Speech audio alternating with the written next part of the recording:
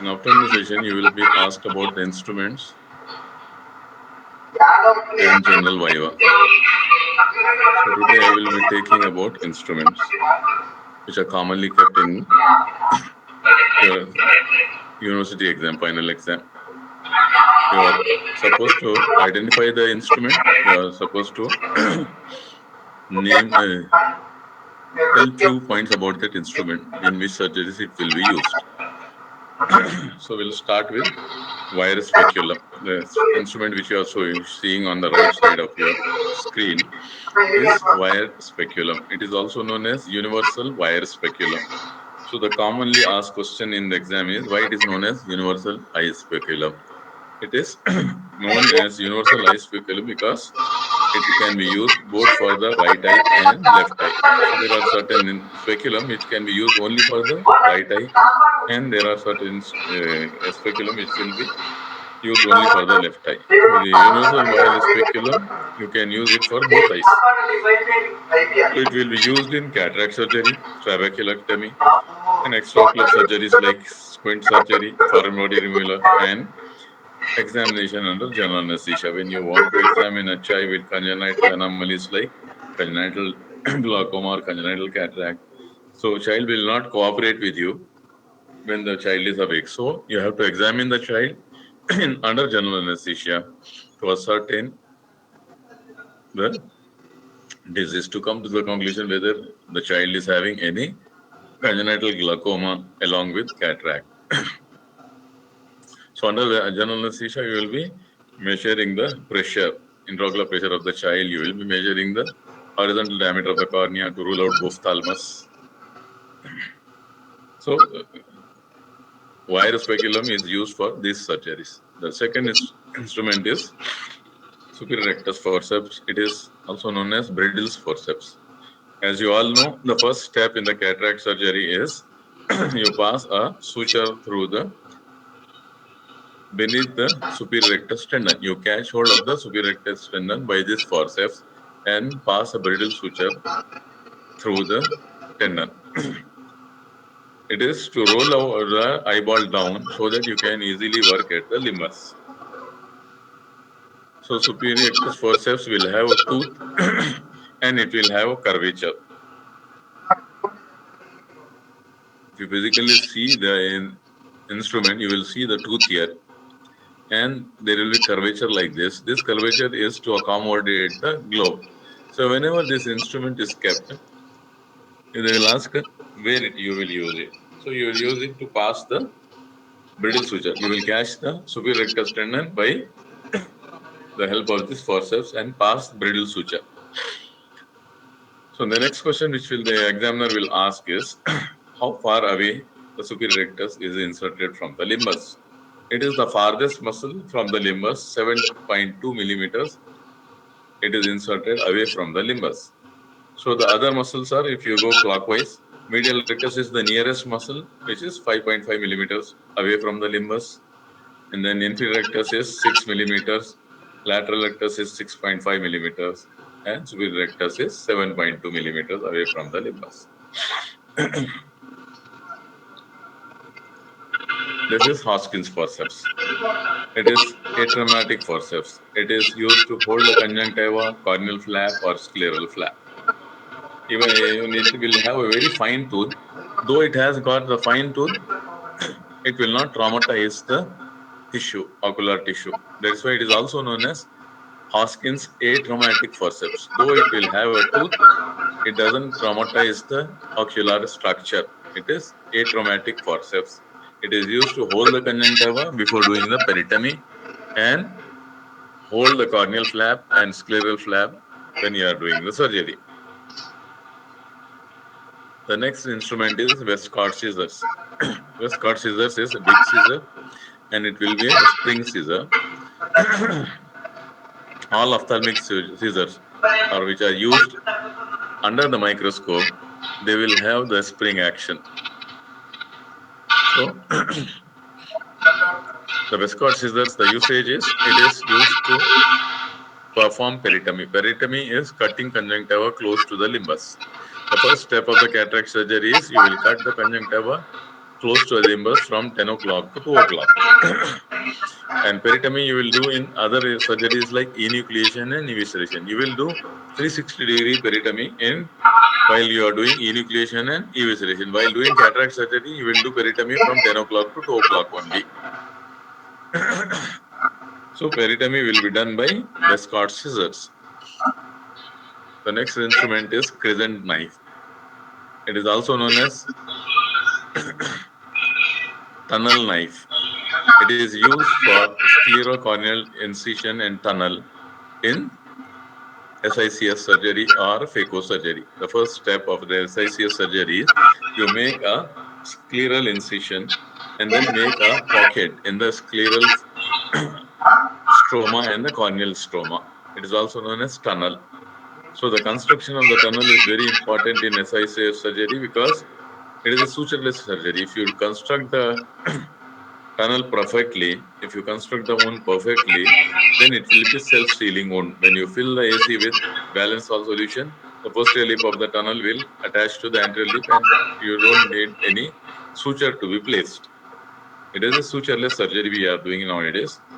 So the crescent knife is used to make a scleral incision, corneal incision, and to form the corneoscleral tunnel in SICS and phaco surgery.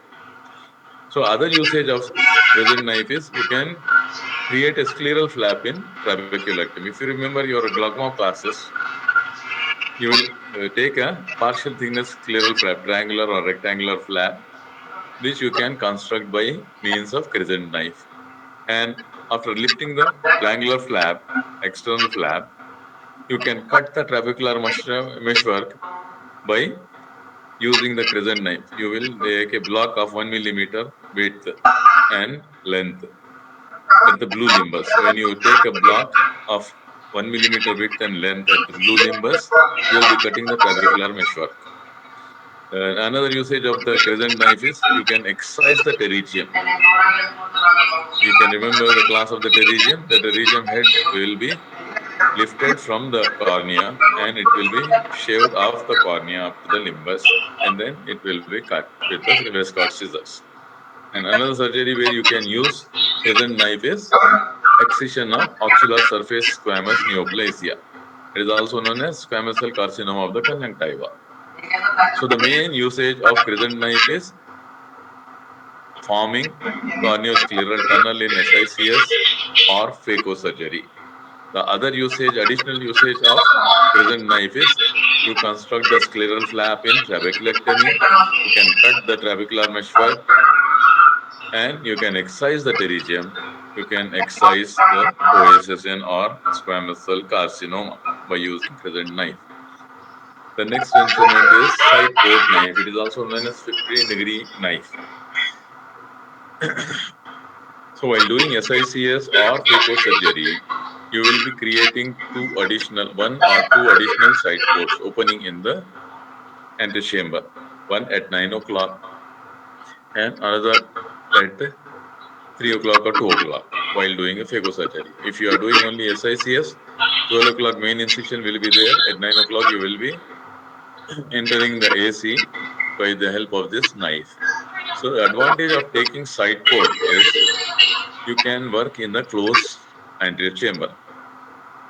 If you work from the main wound, the AC will become shallow. Whatever viscoelastic or balanced salt solution which you fill the AC with, it will come out if you work from the 12 o'clock wound. If you work from the side port, you will be working in a closed anterior chamber. So when you work in a closed anterior chamber, AC will be deep. And when AC is deep, the lens and iridoventricular diaphragm will fall back and zonule will relax. So when you do curvilinear capsular access, it will be under your control. It will not run into the periphery. This is the main advantage of taking the side port. The second advantage of taking side port is you can aspirate 12 o'clock cortex. And you can also pass the chopper from the 2 o'clock side port while you are doing phaco. These are the advantages of taking the side port, and side port you can take by using this side port knife or 15 degrees knife. So one advantage is you can work in a closed AC. When you work in the closed AC, AC will become deep. Iridocorneal diaphragm will fall back. Zonial will relax. Curvilinear capsulorhexis will be in your control. And you can aspirate the 12 o'clock cortex by passing the Simcoe from the 9 o'clock side port. And you can pass the chopper from 2 o'clock side port while doing phaco. The next instrument is entry keratome. Entry keratome is arrow-like instrument. It will have a point and it will have two sides which will be sharp.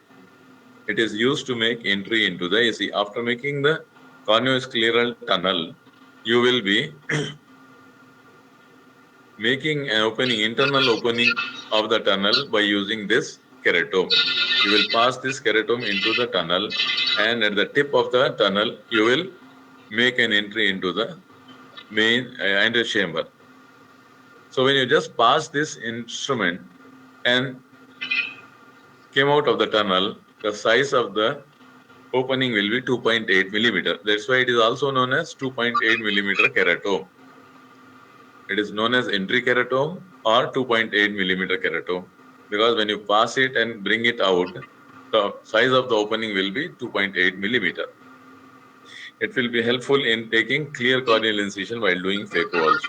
Directly, without using the crescent knife, you can directly use entry keratome and take a clear corneal incision, three-dimensional incision you can take.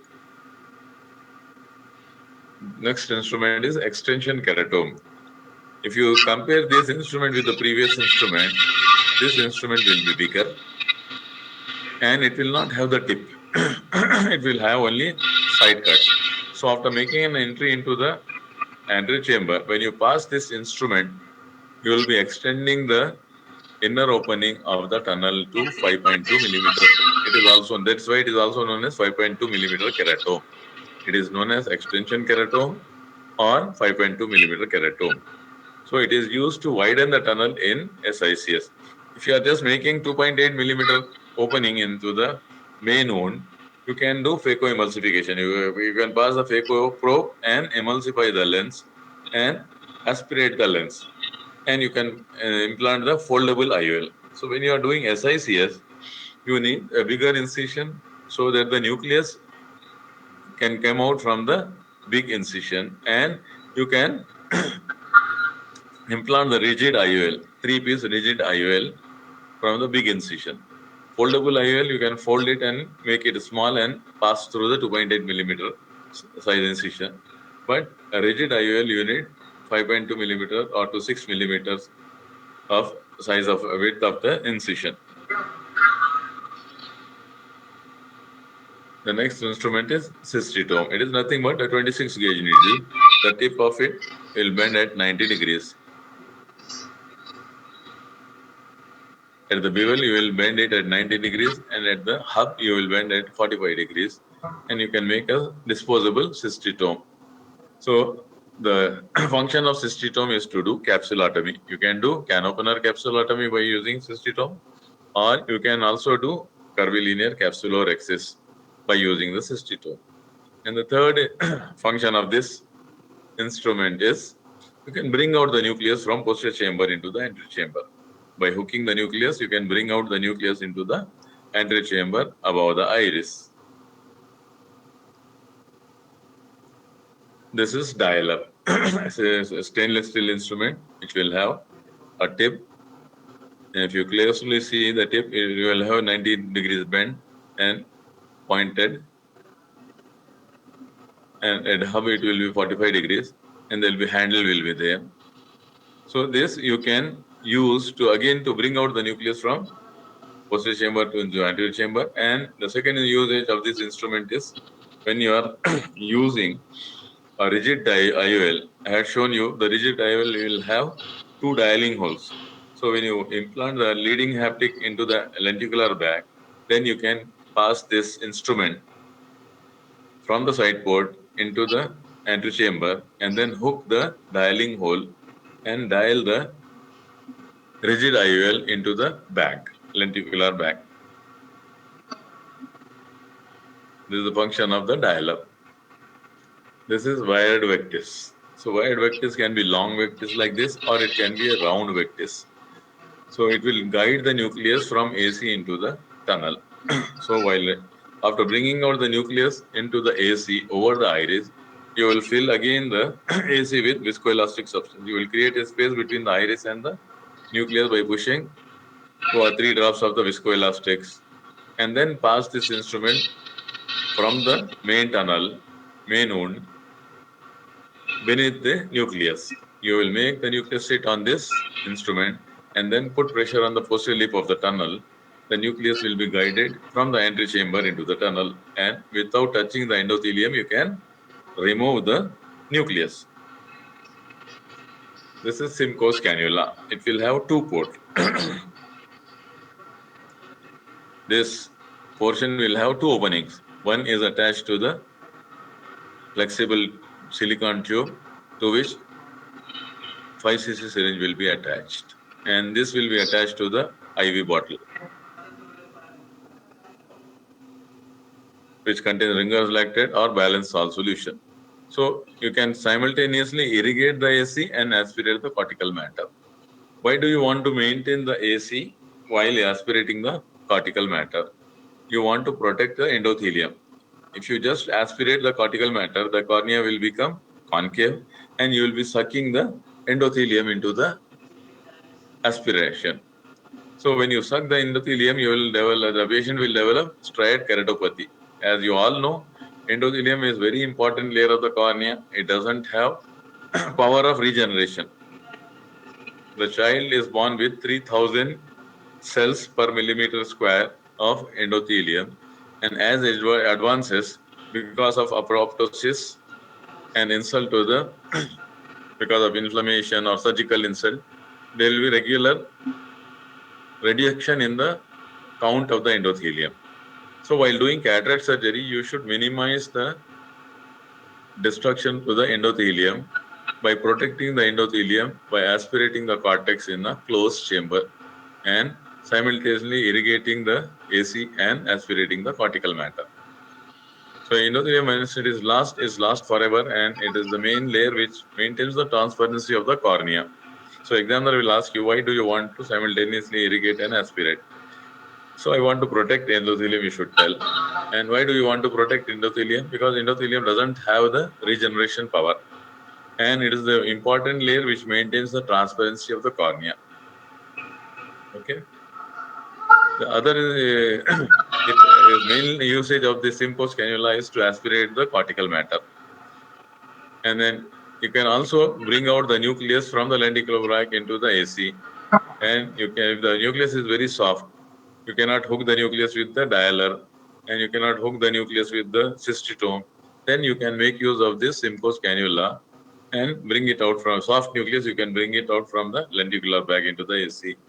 And you can also remove the pieces of the epinucleus from the AC by using the Simcoe cannula.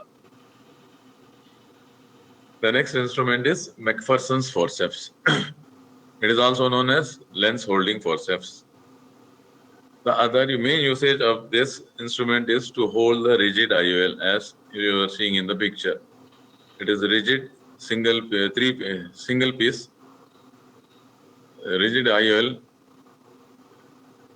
single piece IOL. Both haptic and optic is made up of PMMA. That's why it is known as single piece IOL. It is molded as a single piece. Both haptic and optic is made up of PMMA, and it is rigid.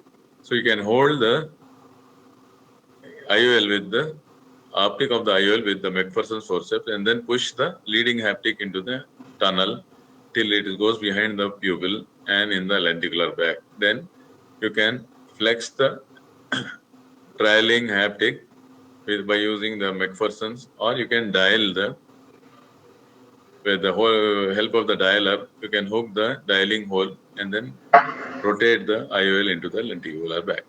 So the main usage of McPherson's forceps is to hold the rigid IOL while implanting it into the lenticular bag. And the second usage is you can tear the anterior capsule. When you do can opener's capsulotomy, some tags of the anterior capsule will be left. So incomplete capsulotomy you can complete by tearing it with the McPherson's forceps. You can hold the entry capsule with the McPherson's forceps and you can tear it. And if you are doing suture surgery or trabeculectomy or penetrating keratoplasty where suture is required, cataract surgery, most of the time you are doing sutureless cataract surgery, small incision or phaco, you don't need any suture. But surgeries like trabeculectomy or penetrating keratoplasty, you need to put the sutures. So you can tie the sutures of 10-0 nylon by using this forceps. And you can rotate the knot and bury the knot into the stroma of the sclera by using this forceps. These are the additional usage of the McPherson's forceps. The main usage of the McPherson's forceps is to hold the lens. The second usage is you can tear the anticapsule by holding it with the McPherson's forceps, and you can tie the sutures in surgeries like trabeculectomy or penetrating keratoplasty. Or if you are doing the old type of cataract surgery with corneoscleral incision, you can put 5 sutures at the limbus by using this forceps, and you can rotate the knots to bury it into the sclera or in the cornea so that the patient should not feel the pricking sensation of the sutures. The next instrument is Vanus. So as I told you while showing the Westcott suture, scissors, all ophthalmic scissors will be spring-like.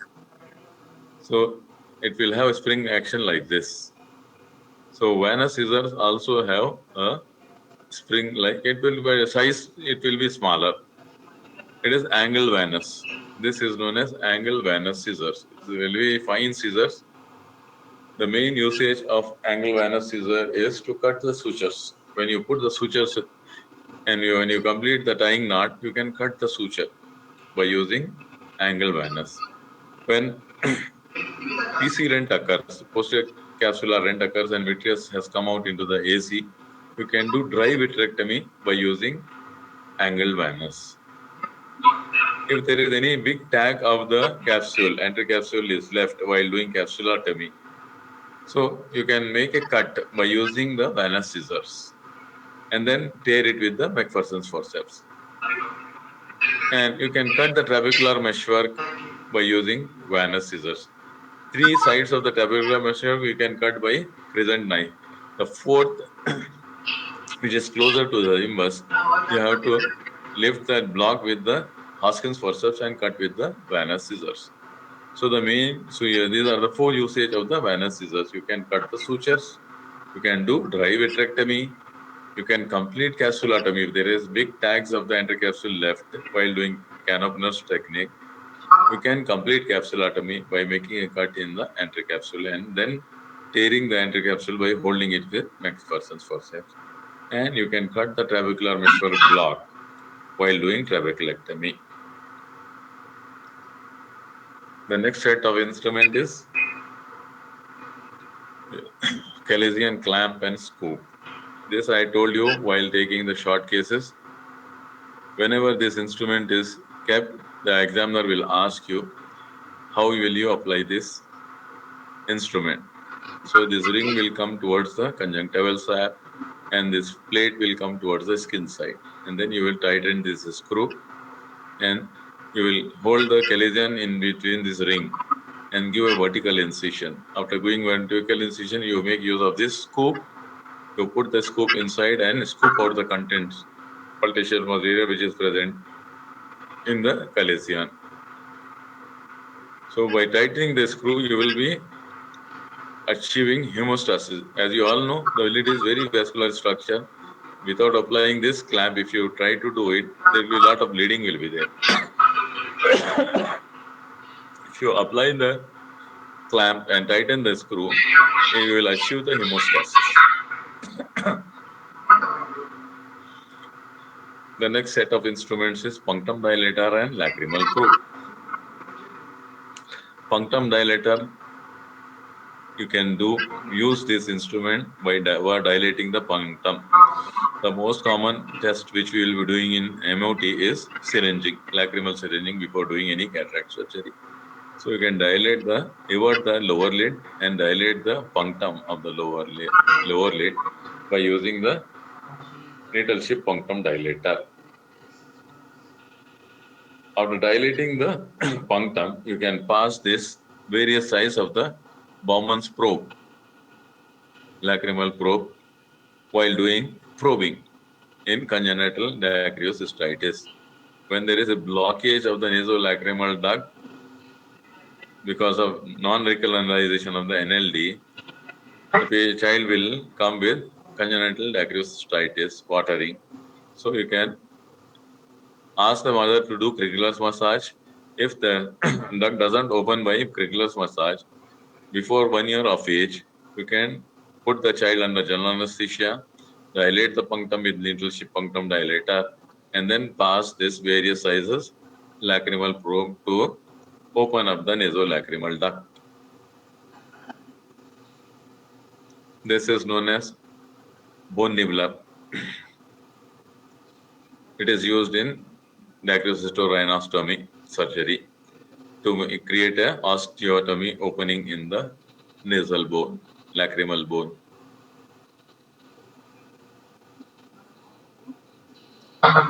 These are cat paws retractor. Again, this is used in dacryocystectomy and dacryocystorhinostomy. After taking the curvilineal incision on the skin and on orbicularis, you separate the flaps and then retract it by using this cat paws forceps.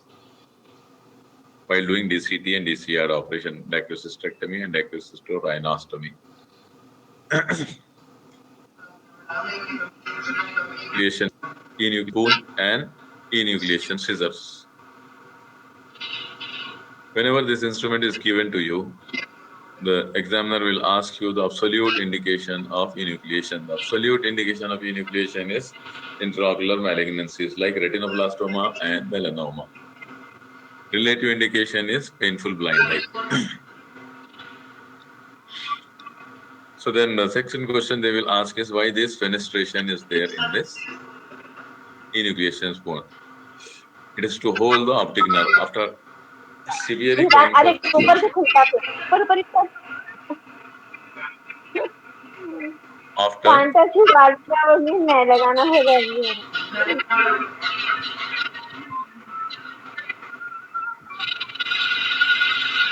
after disinserting the rectus muscle, four recti muscle, and then disinserting inferior oblique and superior oblique, you will pass this enucleation spoon from the lateral side to hold. This fenestration will hold the optic nerve. This opening in the enucleation spoon will hold the optic nerve. You lift the eyeball up and take at least 1 to 1.5 centimeters of optic nerve. The aim of cutting the optic nerve is whenever you are doing enucleation for intraocular malignancy, you will ask your pathologist friend to tell whether the optic nerve is involved with the tumor. If the pathologist tells that the optic nerve is not involved with the tumor, then the stage of the tumor will be stage 1 and stage 2. So enucleation will suffice. You need not do any chemotherapy or radiation to the eye or brain. If the pathologist friend of yours tell that the optic nerve cut end also contains retinoblastoma tumor, then you don't know how far away the tumor went into the central nervous system. So post-operative, your staging of the tumor will change from stage 2 to stage 4. Metastasis elsewhere. So just enucleation doesn't suffice. So you have to subject the child for chemotherapy and radiation post-surgery. Post-enucleation, you have to give radiation, external beam radiation to the skull and intravenous chemotherapeutic agents to the child to reduce the risk of death.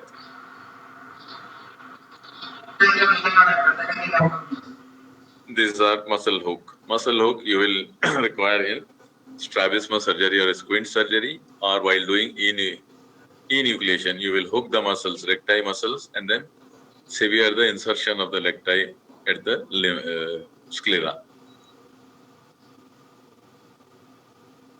This is evisceration scoop. The difference between the enucleation and evisceration is in enucleation you are removing the whole eyeball. You are severing the 6 extraocular muscles and then you will cut the optic nerve and remove the whole eyeball. In evisceration, what will you do? You will do peritomy 360 degrees, cut the conjunctiva all around the cornea, and then you take an incision all around the cornea, and you remove the corneal button, and then you pass this scoop, enucleation, evisceration scoop in between the sclera and choroid, and scoop out the whole contents of the globe, leaving the scleral shell with attachment of the recti. So the indication of evisceration is panophthalmitis and bleeding and tristaphyloma. These are the two indications of evisceration. The advantage of doing evisceration over enucleation is you will have the scleral shell in which you can implant the orbital implant. It will give shape to the enucleated orbit. And because you are not cutting the recti, the prosthetic eye which you will implant after 6 weeks over the orbital implant, it will give some movement to the prosthetic eye also. That is the advantage of evisceration over enucleation. When you do enucleation, you are severing the recti insertions, and we have to implant in the orbital implant into the posterior tenon's capsule. So even though if you put the prosthetic eye post enucleation, the movement will not be there in the prosthetic eye. Whereas in evisceration, because you are implanting the implant in the scleral shell and you didn't sever the extraocular muscles, so the movement of the will be there and that will be transmitted to the prosthetic eye. These are Castroviejo's calipers. It is used to measure. So in the pars plana, when you are giving intravitreal injections from the limbus up to 3.5 millimeters, there lies the pars plica. Beyond that, up to 7 millimeters. From 3.5 millimeters to 7 millimeters from the limbus lies the pars plana area, through which you can enter into the globe to give intravitreal injections of antibiotic, anti-VEGF, or you can do pars plana vitrectomy to remove the blood from the vitreous cavity or pus from the vitreous cavity. So that's why you need Castroviejo's caliper to measure the area of pars plana. It can be also used to measure extraocular muscle to be resected. So while doing squint surgery, Dr. Tulsi Priya might have taken you about the decision and resection of the medial rectus and lateral rectus muscles, which is being done for horizontal recti for the squint surgery. So you can measure the amount of the extraocular muscle to be resected by using Castroviejo caliper while doing squint surgery. You can also measure levator palpebral superioris while performing resection surgery for ptosis and ptosis surgeries. So Castroviejo calipers are used to measure the pars plana, to give intravitreal injection, to perform pars plana vitrectomy, and it can be used to measure extraocular muscle to be resected and resected, and it can be used to measure the levator palpebral superioris while you are doing resection operation of the LPS while doing ptosis correction. This is known as Demers lid retractor. Yes, it's silent here. Demers lid retractor. It is used to retract the lids of uncooperative child to examine the eyes in outpatient. So whenever you try to separate the lid, the child will roll the eyeball up. When you use this Demers lid retractor, child will not be able to roll the eyeball up. You can examine the cornea and fornices of the child comfortably in the outpatient. Then these are the instruments which I think Dr. Madhura has taken about so the lenses and other things. So whenever this is given to you, you should identify this is the pinhole. So pinhole is a simple instrument by which you can differentiate whether the decrease in the visual acuity of the patient is because of refractive error or some organic eye disease.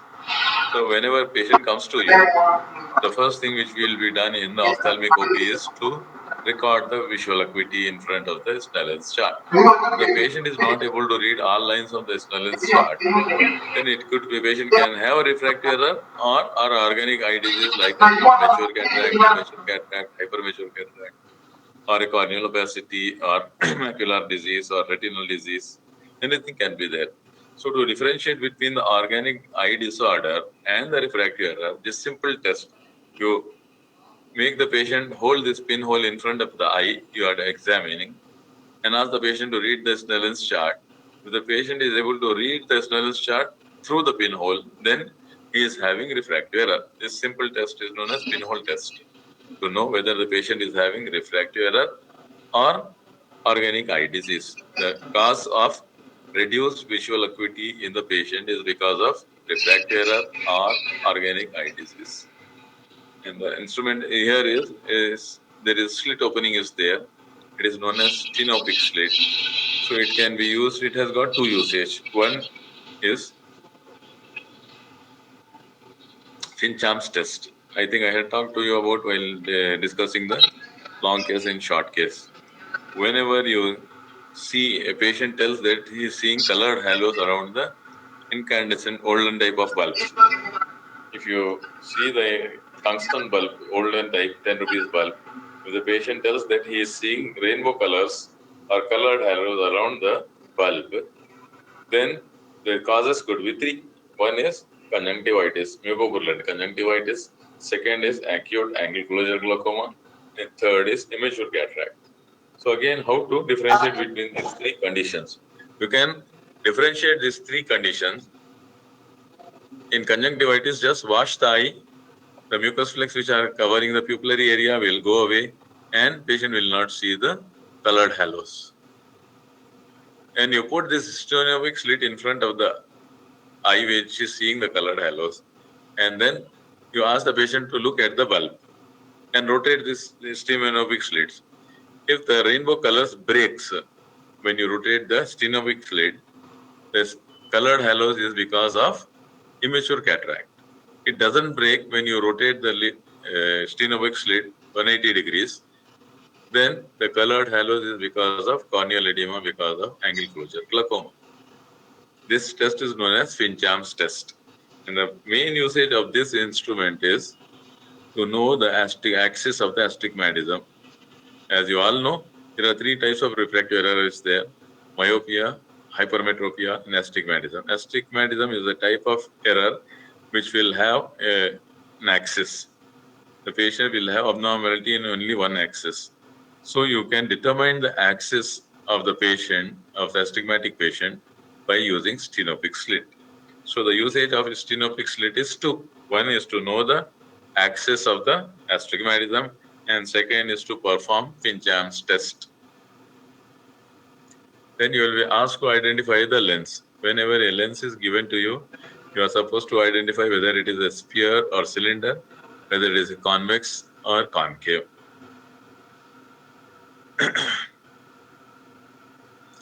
So the simple non-scientific method I will tell you, or layman's method, how to identify the lens. Whenever a lens is given to you, all of you will be wearing a watch while coming to the practicals. So just focus your watch.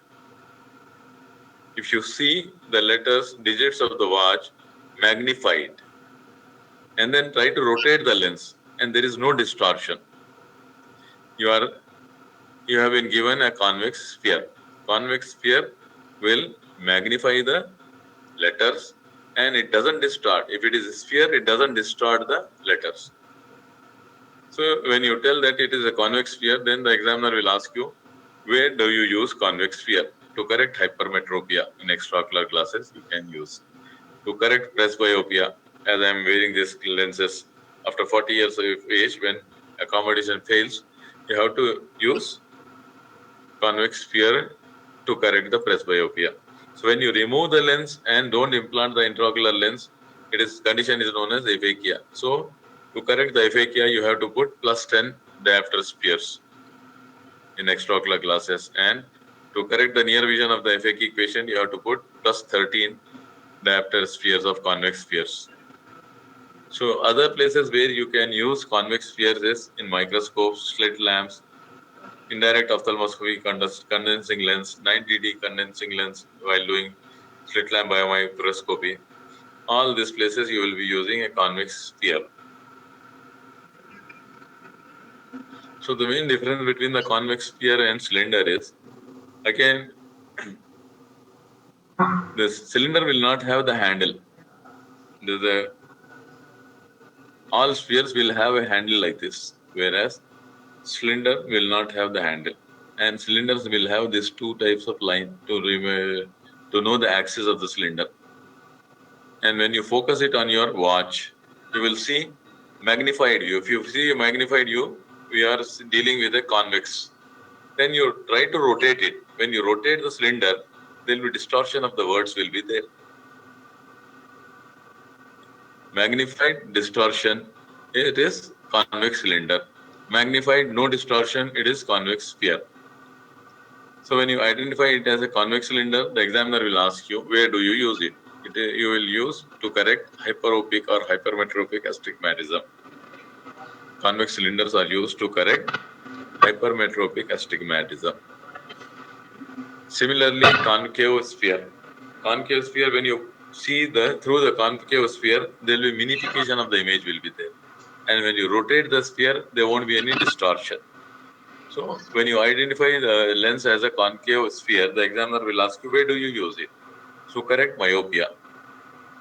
And in the Ruby lens, in the slit lamp, minus 55 lens will be used to look at the fundus. In older type of slit lamps, when 90D was not available, we used to have this Ruby's lens, minus 55 lens. As you all know, the refractive power of the human eye is 60 diopters.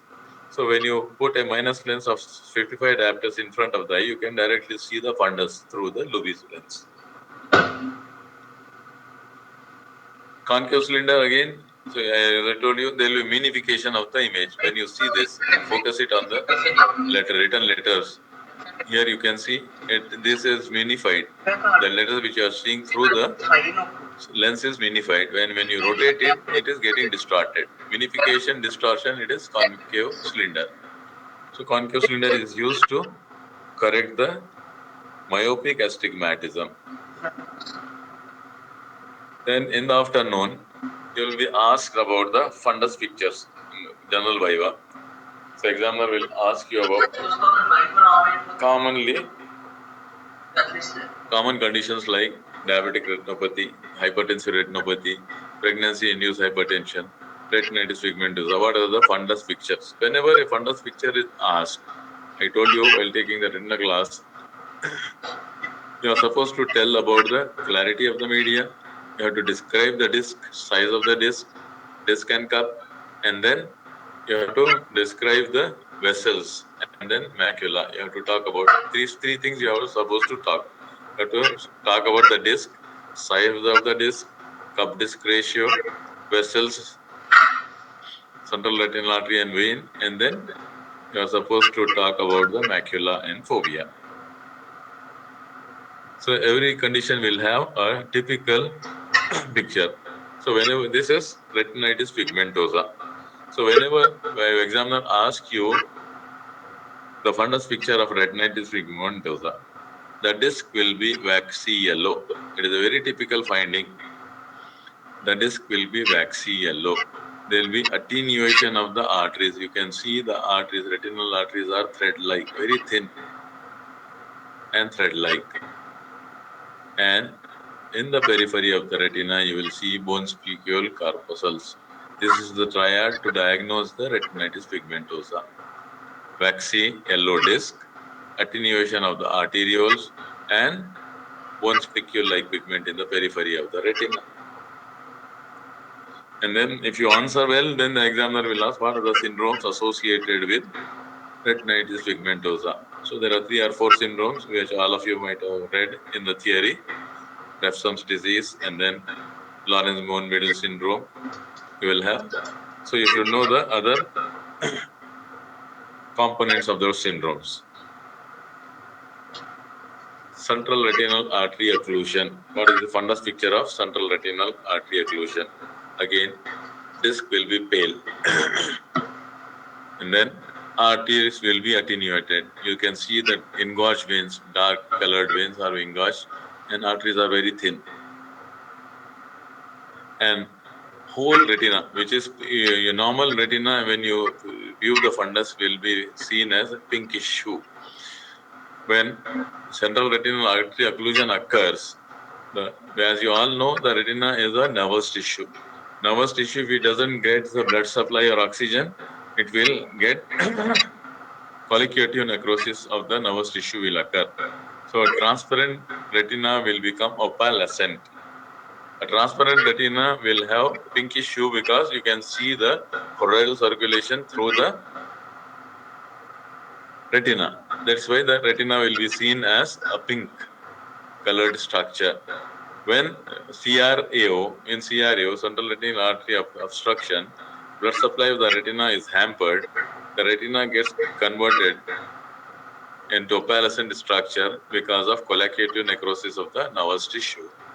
You will see opalescent or bluish colored retina, and in the veins you will see the cattle track appearance, arteries and veins, because there is blockage of the vessel is there.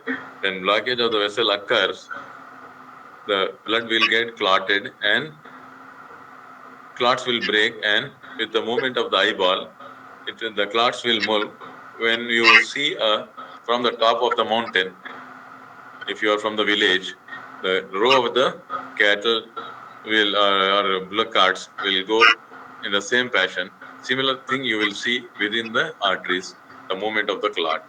That is known as cattle track appearance. And the main important thing is cherry red spot. The macula, you will see the cherry red spot. As I told you, the whole retina will become opalescent because of collicutive necrosis. If you remember the anatomy of the macula, macula will contain only cones, and retina has got dual supply. The inner layers of the retina, which are closer to the choroid and retinal pigment epithelium, will receive the blood supply from choriocapillaries. So, in CRAO, the whole retina may become opalescent, but because the fovea is nearer to it doesn't contain the nervous tissue of the retina. It contains only cones, and it gets supply from the choriocapillaries. So you can see the choroidal circulation from the fovea. It is seen as a cherry red spot around the opalescent white retina. This is a very typical finding of central retinal artery occlusion. So whenever examiner asks you to tell you about fundus picture of central retinal artery occlusion, the disc will be pale, arteries will be attenuated, you will see cherry red spot, and whole retina will become opalescent because of collicutive necrosis. And within the arteries, you will see the movement of the clot as cattle track appearance. Central retinal venous obstruction. Whenever there is obstruction of the venous flow, whenever drainage of your house clogs, what will happen? The water will come backfire. It will come into the WCs and into your sink of the kitchen due to stagnation. Similar thing will happen whenever a vein is drainage system. It drains the blood away from the body and takes it to the heart to be pumped to the lungs for purification or oxygenation. So whenever a vein is obstructed, so there will be backflow will be there, and because of the backflow, you will see engorged margin. So the picture of CRVO will be disc will become hyperemic because of congestion. Veins will become engorged because of increased backflow. And because of the increased backflow, there will be leakage of the blood, and this leakage will occur at the retinal nerve fiber level. So whenever hemorrhage occurs at the retinal nerve fiber layer level, it takes the shape of flame because nerve fibers will be arranged very tightly, and blood, if it comes in this layer, it takes the shape of flame. That's why it will have multiple flame-shaped hemorrhages will be there. And because of this engorgement and redness, the typical pizza top appearance, tomato splash appearance or pizza top appearance will be there in central retinal venous occlusion. So the fundus picture of central venous retinal occlusion is hyperemic disc, blurred margin of the disc, venous engorgement, flame-shaped hemorrhages, and pizza top appearance. Non-proliferative diabetic retinopathy, disc will be normal. There won't be any additional, no neovascularization, NVD, no NVD. Whenever you are asked about non-proliferative diabetic retinopathy, disc will be normal, no NVD will be there. Means no neovascularization, neovascularization of the disc is there. And then no NVE, no neovascularization elsewhere also is there, not there.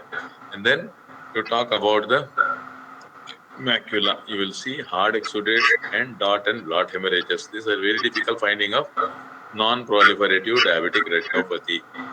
You won't see any NVD, NVE, but you will see hard exudates and dot and blot hemorrhages. And sometimes diabetic macular edema will be there in the macula in NPDR. In advanced NPDR, you will see diabetic macular edema. Whereas in PDR, proliferative diabetic retinopathy, you will see neovascularization of the disc. Normally, you will see only central retinal artery and central retinal vein, which branch into superior temporal and superior nasal and superior temporal, which curves around the macula, inferior temporal and inferior nasal. Okay. But in proliferative diabetic retinopathy, in addition to those central retinal artery and vein, you will see a tuft of the new vessels on the disc. It is known as NVD, neovascularization of the disc. And you can see tuft of the vessels elsewhere also. And normally, the retinal artery and veins are end arteries and end veins. They don't branch; they just branch and ends like that. So you won't see any tuft of the blood vessels or anastomosis, much anastomosis. So when new vessels forms, you will see the tuft of the blood like this. So you will see NVD, neovascularization of the disc, and neovascularization elsewhere. Whenever there is neovascularization occur, neovascularization is immature vessel. It doesn't have all the three layers of artery. Normally, if you remember the histology of the artery or the pathology of the arteries will and veins will have tunica adventitia, tunica media, and tunica intima. Tunica in all these three layers will be there in a mature artery and vein. In neovascular or neovascularization, it contains only tunica intima or endothelium. So when there is no supporting media and adventitia, the new vessel tends to break easily. Whenever patient coughs or sneezes or strains at the stool, whenever the intraocular pressure raises because of straining at the stool or straining at the urination or while coughing, this new vessels will break and blood will come into the vitreous. So in proliferative diabetic retinopathy, you will have vitreous hemorrhage also. And whenever hemorrhage occurs, there will be fibrovascular growth will be there. So when fibrovascular growth occurs, it will get attached to the retina and try to pull the retina. So it will have fractional RD. So the findings of PDR is you will have proliferative diabetic retinopathy, you will have neovascularization of the disc, neovascularization elsewhere, vitreous hemorrhage, fibrovascular growth, which will pull the retina and causes tractional RD. And you will be kept up with about this. Drugs will be kept in the afternoon. You are supposed to identify the various drugs like cycloplegics, pediatrics, antibiotics. You are supposed to tell the usage of that drug. Steroids can also be kept. Post-operative you will be using, and uveitis you will be using steroids. Anti-allergic in VKCs and plaque conjunctivitis, face scleritis, and scleritis you will use steroids and non-steroid anti-inflammatory drops. Anti-glaucoma drugs like iobate, iotim, and other prostaglandin drugs can also be kept. You should identify it and tell the usage and dosage of that drugs. Dry eye, carboxymethyl cellulose, and other types of the lubricant drops when they are kept. You are supposed to talk about the dry eye, shimmer stress. They will ask antiviral, and this ends the afternoon session of your examination. From next class, our senior PGs will be talking to you about how to answer the theory questions. They will be preparing 4 or 5 questions, and then what are the points to be emphasized, they will start telling you. So senior PGs will be taking from next class about how to answer the theory questions. Okay.